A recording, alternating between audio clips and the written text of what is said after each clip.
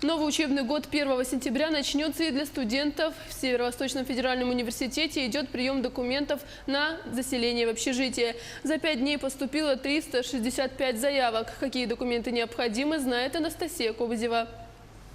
Лена Константинова приехала из отдаленного района. Собственной квартиры и родственников в городе нет. Нет денег и на аренду жилья. Лена из многодетной и неполной семьи. Единственный выход – общежитие. Все необходимые документы девушка уже собрала. Понадобится свидетельство о рождении сестер и братьев родных. Также, так как я из неполной семьи, нужно свидетельство о расторжении брака. То есть мама, папа там. На это ушла неделя. Заявления на заселение в общежитие будут приниматься до 24 августа. Необходимо предъявить следующие документы.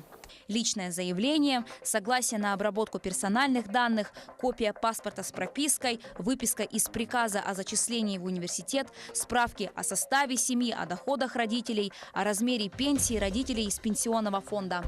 И это еще не все. Если родители или один из родителей являются безработными или пенсионерами, студенту необходимо также предоставить справку с Центра занятости населения, копии трудовой книжки и справки, подтверждающие ограничения в здоровье. А если студент является получателем пенсии, необходима и справка о ее размере, а также дополнительные документы для студентов из многодетной и неполной семьи.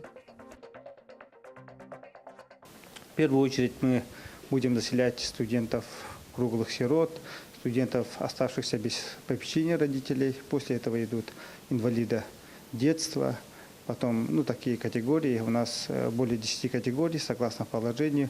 И вот таким образом мы будем заселять студентов первого курса. Главный вопрос – цена. В университете заверили, что плата за койко-место не повысится. У нас стоимость фиксировалась от 500 рублей до 800 рублей.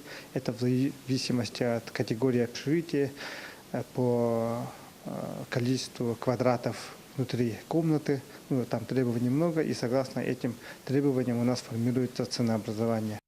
Условия в общежитиях максимально приближены к домашним. Все самое необходимое для комфортного проживания есть. Главный плюс, который первокурсникам еще стоит оценить – близость от учебных корпусов. 5 минут пешком, и студент уже на лекции. Заселение первокурсников в общежитие пройдет в несколько этапов. Кто попал в первый поток, станет известно уже 28 августа.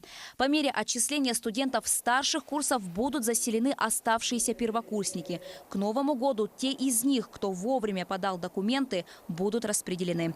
Анастасия Кобызева, Артем Алексеев, Якутск.